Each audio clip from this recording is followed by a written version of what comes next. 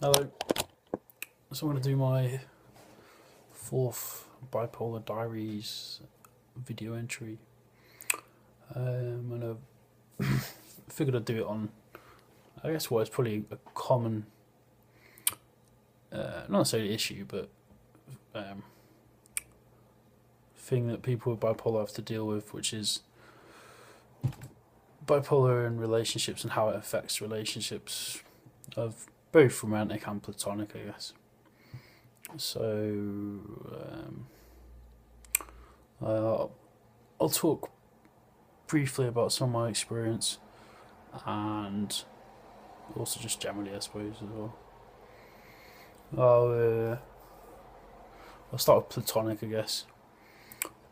It's just probably easier than romantic because it's just easier to maintain platonic relationships through harder times, I feel, than romantic relationships, which can often like more fraught with emotion, I guess, or have there's more of a emotional entanglement of a relationship. Therefore, if one's emotions and moods are very up and down and shifty, as can be with bipolar, and very emotionally turbulent, that can obviously create issues. But I'll start with platonic first. So in my own life, I don't really have much trouble with platonic friendships that I have with my bipolar. People tend to be quite understanding if they're genuine friends and genuine mates. Even acquaintances sometimes can be quite understanding of the bipolar um, thing. There's been a lot, stigma's got a lot less thanks to people like Stephen Fry raising consciousness in terms of what the condition entails, the different types of the condition, like bipolar 1, bipolar 2, cyclothymic, um, the different like states that can emerge from that. And it's very important as well to have a platonic friendship network and friends and family and stuff. That's almost vital. But also, it's very vital to raise those individuals' awareness of how they. Because the thing is with bipolar as well, it affects everyone a bit differently. So for me, for example, I don't really get I get the impulsiveness, but I gather with a lot of bipolar people that can manifest as I mean, for me, it mostly manifests as impulsive spending, impulsive decision making, uh, impulsive decision making that often has a negative effect further down the line. Like for example, I quit my job recently, which is incredibly impulsive and really rather stupid, and it's had a whole series of knock-on effects, as you'd expect. I'm very impulsive with spending. Like financially, I'm just a disaster um, because I just sometimes I lack when I'm high. I lack the logic or the kind of reasoning process one would normally go through before making a financial decision. But yeah, I'm rambling a bit now. So um,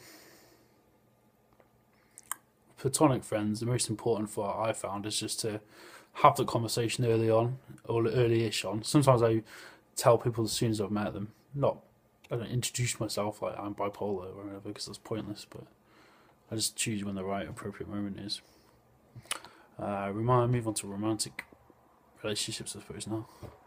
So I've had some experience in this regard. Obviously, I'm 30 years old, but most of my relationships have either been extremely short-lived. To be honest, most of them have just been either one-night stands or short flings, really, with women.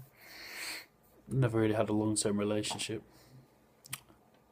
which is a source of some sadness, really, in my life, I guess, and despair occasionally, and loneliness, I guess, as well. Um, so that's the sad thing, really, about the illness. Sometimes is that I know my personal experience.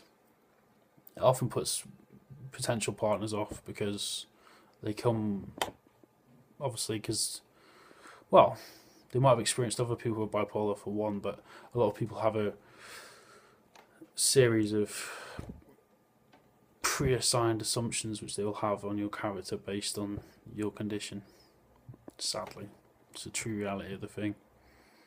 It's, which will immediately. It's like to put it in a, it's like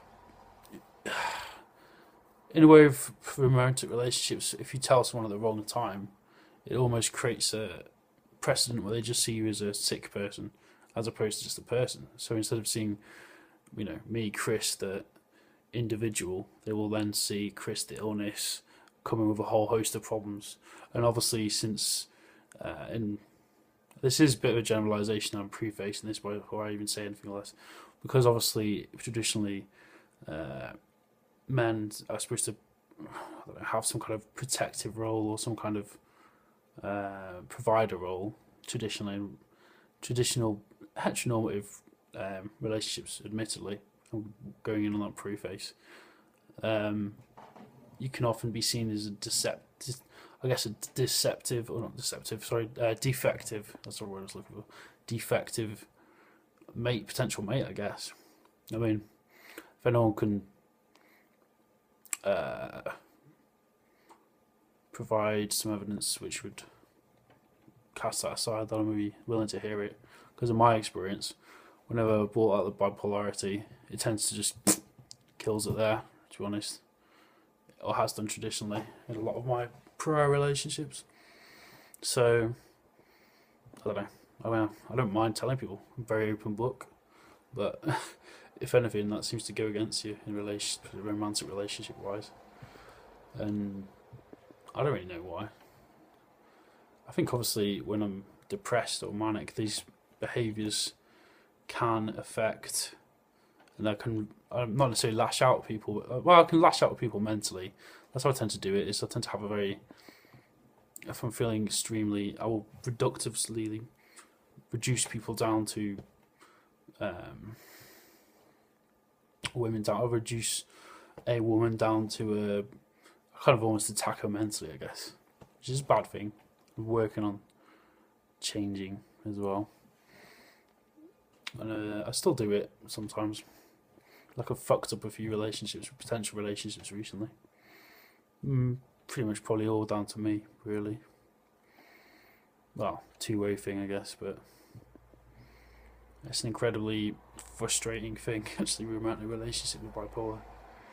Because, yeah, women or people, whatever, we're talking generally now.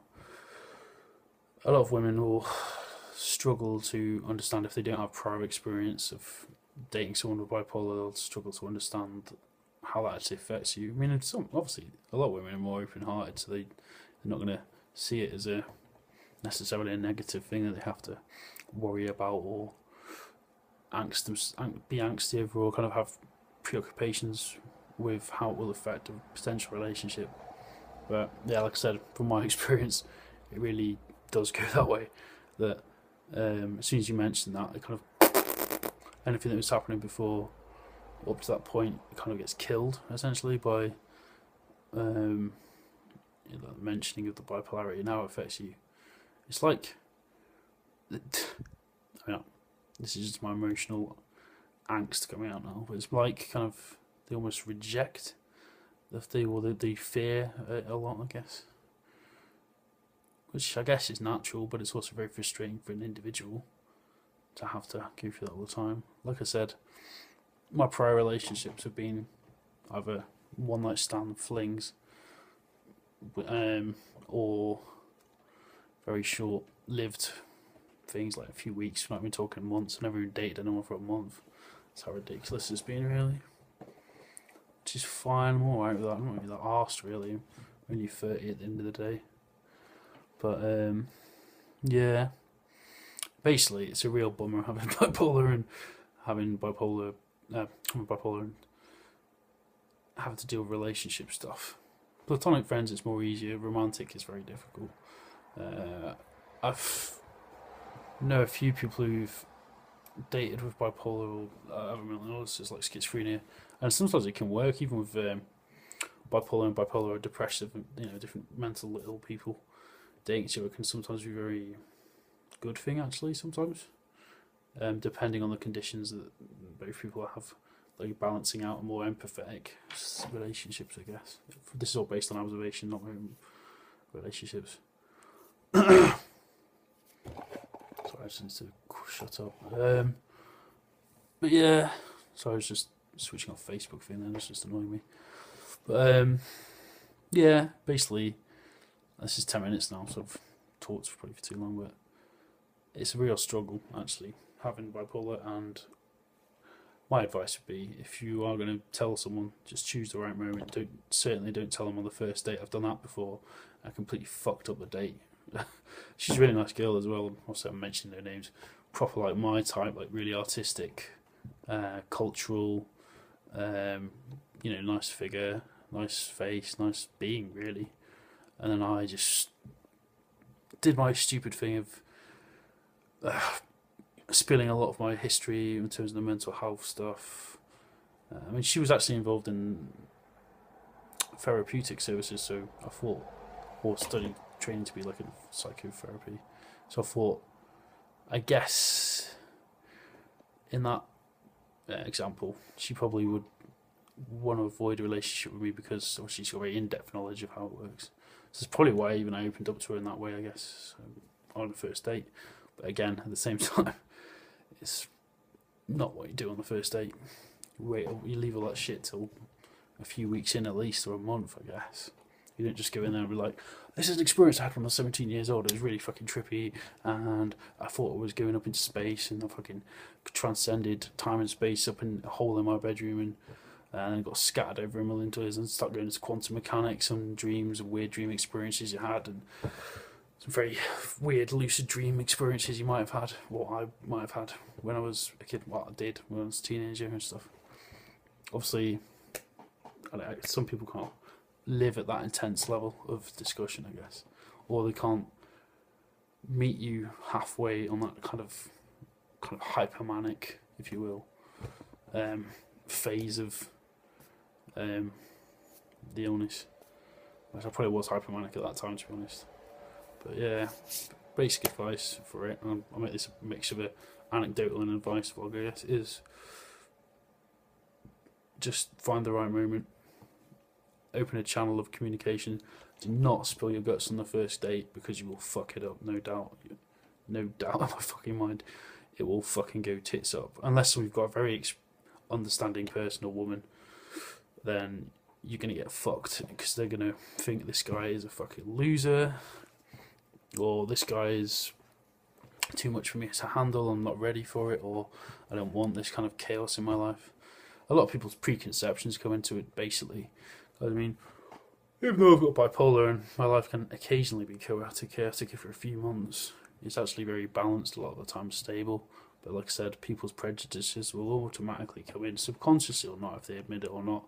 There's pre-assigned prejudices of who you are as a person will come into play, and they will automatically... I've had this is a weird one, actually. A few women I've dated recently have actually had partners with bipolar. Two of the latest ones I dated, actually, in this last year. And one of whom I dated for a while. It's quite nice, actually. I was a bit gutted because basically she thought we didn't have enough in common. It's like two or 3 weeks, basically, we go out, more or less. It's long distance as well, so it was never going to work. But it could have worked, but that's by the by. And I had enough. Actually, to be fair, she didn't mention my bipolar implicitly as being a reason as to why she wanted to break up, and I'm not going to go into the reasons for it anyway. But she's basically thought we didn't have common, I guess.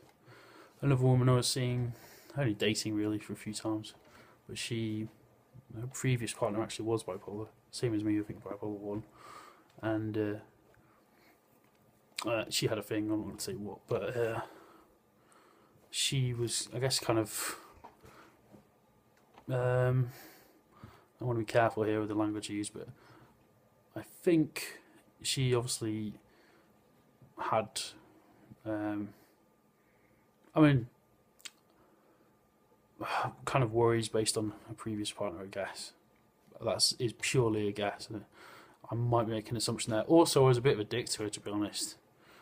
I mean, just the way I talked to her, I was in a weird place, kind of mixed moods a lot, so I kind of acted like a bit of a twat to her, actually, sometimes. So, yeah, I feel bad for that.